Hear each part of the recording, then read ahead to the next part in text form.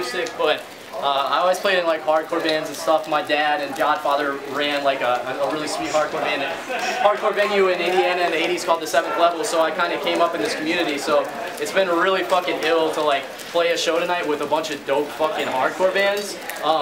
The band, what was Crisis Unit? Shit was so fucking ill. Like, shit was so ill, dude, for real. It reminded me of being back home in the Midwest a little bit. I'm so glad that Florida's like down with like the hard mosh.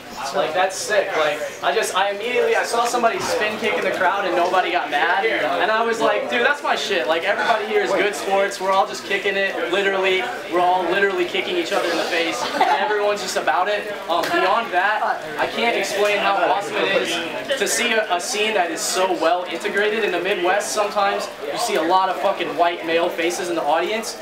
I can't imagine how tough it would be to be a fucking woman or a person of color or any sort of minority within a community that is already comprised of just social minorities. So it's fucking ill to like be in Florida and play this fucking show and get to like go off, because this is day 16 of 45. Then I'm flying right back to Gainesville for the fest to hang out with some homies who are playing down here, and then I am immediately leaving for 25 more days with Young and Heartless without even fucking going home. So I will not be home until November 27th. So I might die between now and then, dog. Like, I might straight off myself. So having an opportunity tonight to like get to be among like my peers in a legit fashion and like go the fuck off, as trivial as that sounds, I know everybody in this room understands how fucking important it can be. So thank you guys so much for being here.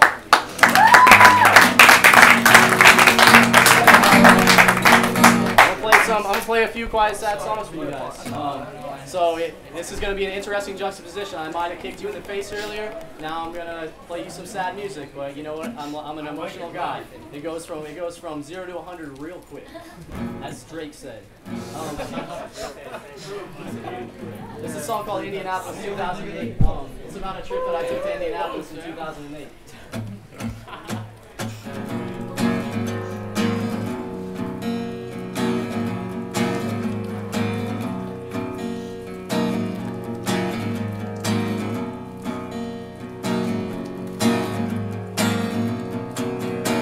We're driving down 16 on anything but a straight line. We had the windows open, Nate was smoking, telling me we don't be fine. We weren't even halfway there, but I got so inexplicably scared that we got off track. I'll never make it back. Maybe nobody would care. So long ago now, all of us lost touch somehow. You with yourselves, and me with someone else. I think that we were doing something right in hindsight.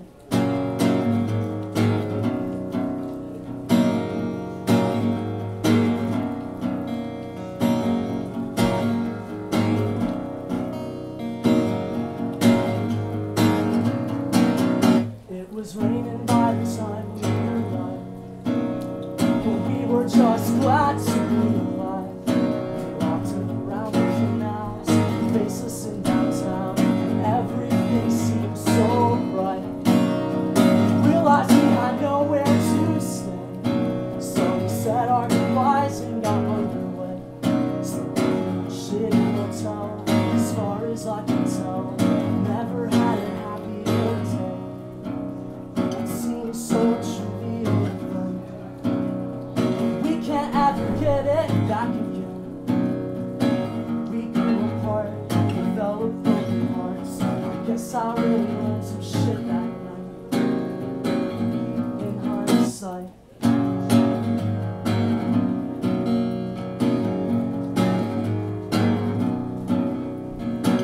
We grew apart, we fell from broken stars. The last way that I wanna in hindsight.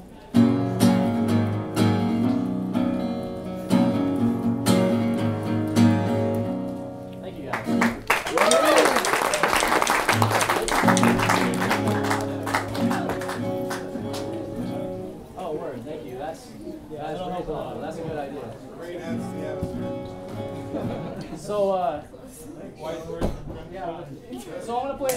play a new song. It's a song that I've been playing on this tour the last couple nights. I haven't recorded it or anything. Like, I just started playing on this tour, and basically what it's about. I'm gonna be brief with you guys. I'm gonna play like 5 songs. Nobody wants to watch a dude with an acoustic guitar unless it's like Evan or Koji or somebody like sit up here for an hour and wax intellectual about all the fucking stories in his life and shit. So I will keep it brief with you guys so that the Fossil Youth can play. Because we also have a 10-hour overnight drive up to Ringgold, Georgia, and I'm fucking dreading it. I'm straight edge, so I personally won't be taking drugs, but if anybody got addies for my boy to keep us up so that we don't die. If anybody's like Krayshawn on that college campus baggie full of Adderalls, let us know. Because we're gonna need this shit, or we're gonna die. All right? I'm straight edge, but legalize it. So anyway, if you ever come through Indiana with your band, like I'm not gonna smoke with you, but like I'll hook you up with that Michigan medicinal, bro. It's like 60 and 8, but I mean it's good shit. Don't tell my label I was talking about this shit. So this song is about my strong desire to become a nihilist and how being in hardcore and punk and like growing up listening to bands like fucking Crass and Chain of Strength and Uniform Choice and Refuse and all these fucking bands like imbued in me like this strong desire to be political and to care about shit. And when I look out in the world, I just see a bunch of people fucking each other over and not taking care of each other. And my basic inclination is to just go out and be the nicest person that I can be. I like just want to like grab people by the face and go like, take care of each other, like take care of yourself. What the fuck are you doing? But nobody wants to fucking do it. So instead of being like an idealist and like an anarchist and like writing peace punk songs, I spin kick people in the face and I read a bunch of fucking Nietzsche because it's so fucking hard. It's so fucking hard to stay on track sometimes and to try and tell people that you want the world to be a better place when they don't at all want to work for themselves. It's a really fucked up thing. So that's what this song is about.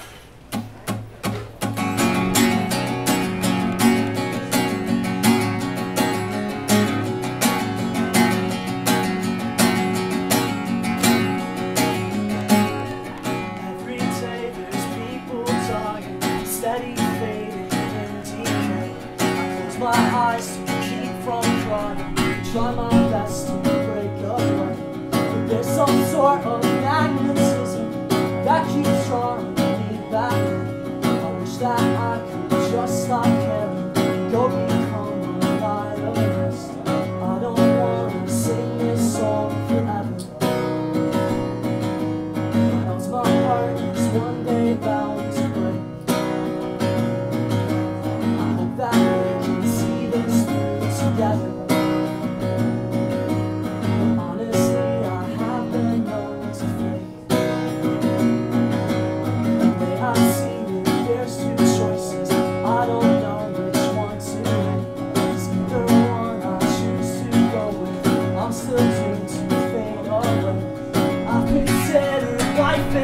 But neither one appeals to me, so I stay down to my patterns, forever quoting Morrison. I don't want to sing this song forever, else my heart is one day bound to break. I hope that we can see this through together. Honestly, I have been known to wait.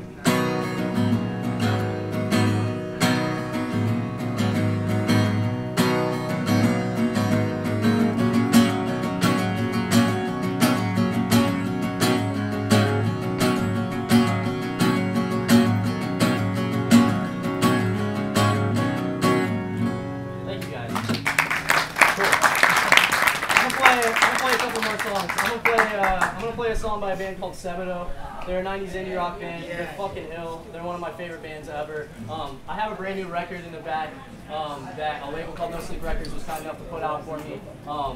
It doesn't sound like this really. It sounds much louder. It sounds like Dinosaur Jr. or Superchunk or Sebadoh or fucking Archers Alone for a lot of really sick like 90s band that I'm really into. So I cover this song because I like to pay homage to Lou Barlow and Sebadoh and what an important band this was. Unfortunately overlooked. So this is a song called Magnet Spoil and it's by Sebadoh.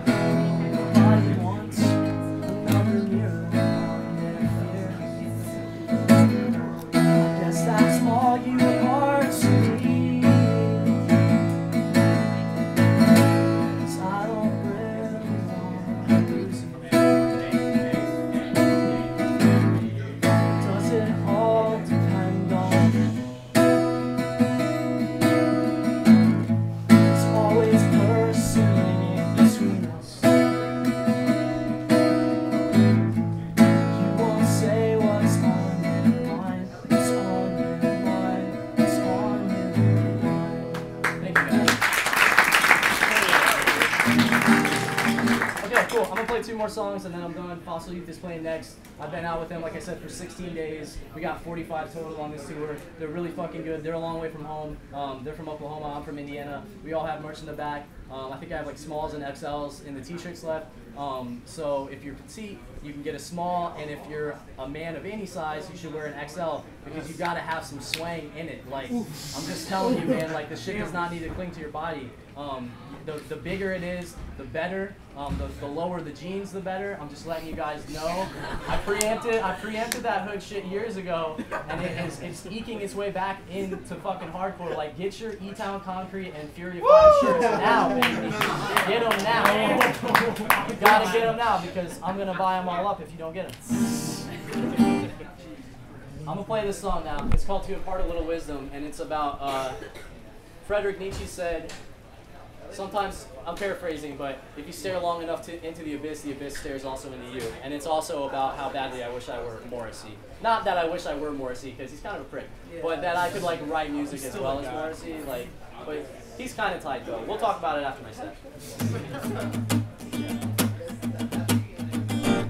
In the back of your car, in the back of my mind, a question too vulgar to ask: how much time you spend thinking of yourself.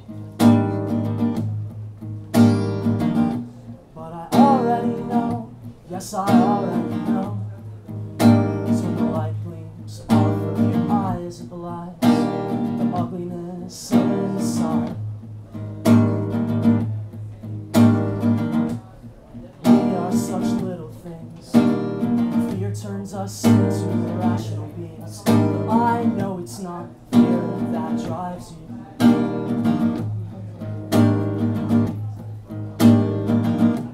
It's something more desperate, something more deep. It feels itself when you speak. I doubt if you even know it's there.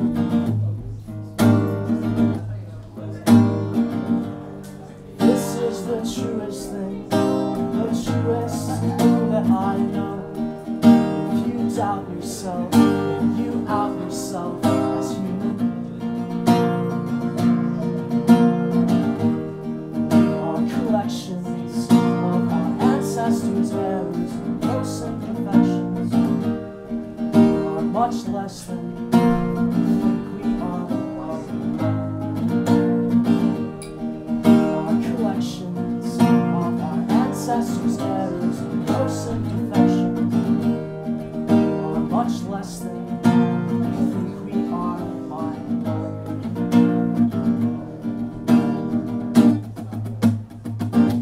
I've made myself clear, it's the last of my years as a martyr for a love and tears. I don't believe that's where we find ourselves. But that's not you, well how would you know? Only see what I show, and that's not very much at all. Success is the oddest thing, the most honest thing that I know. To make yourself, you must take yourself to task. Our collections of our ancestors' errors and gross imperfections are much less than you think we are. Our collections of our ancestors' errors and gross imperfections are much less than you think we are. My love, to think we were in love. How does one learn to love oneself? Thank you guys. I'll play one more song. It's called Habits. Thank you guys so much for being here. I say this sometimes when I know that it won't be lost on the crowd.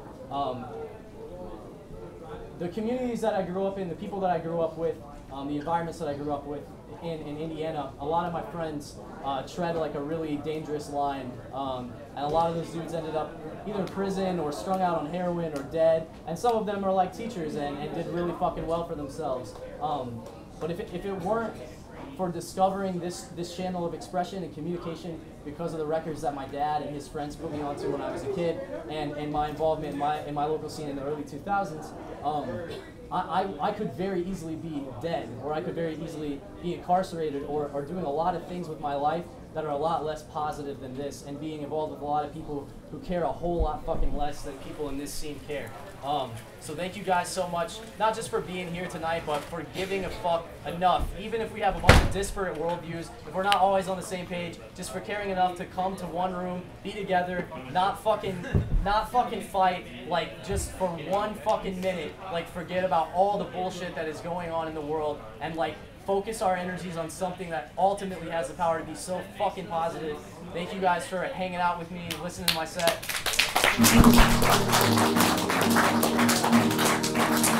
We'll play one more song.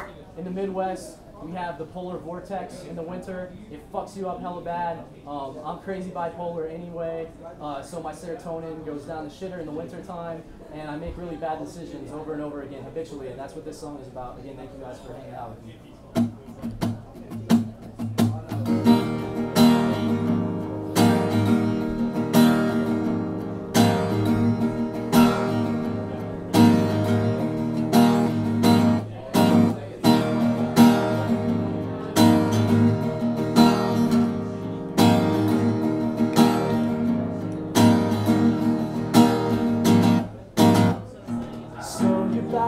We're still in the same patterns as before. I'm still inviting you over. And it's not that I still love you, I don't even think much of you. It's just these habits die so hard. I miss the smell of you in the car.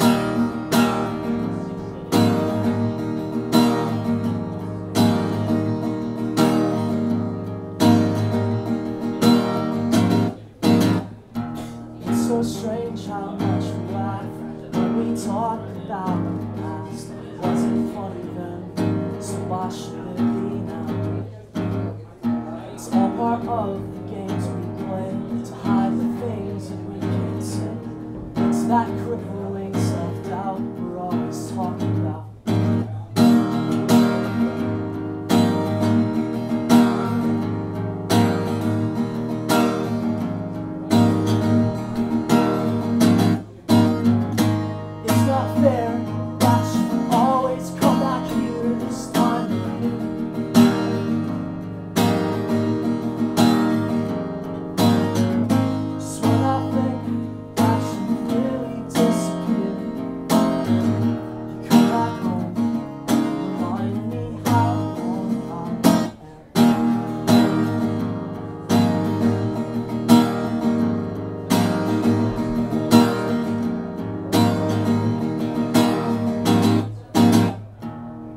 Winter's always funny, feeling broken down, pining for some shit I don't even really want.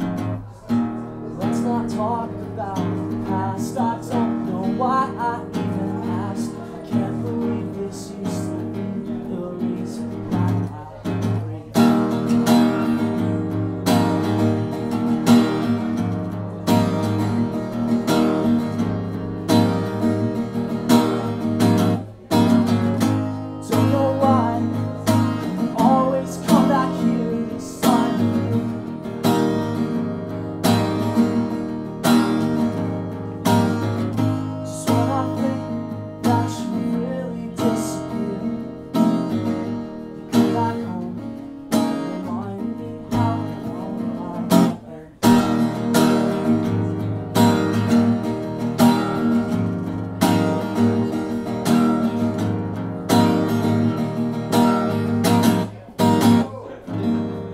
So much. This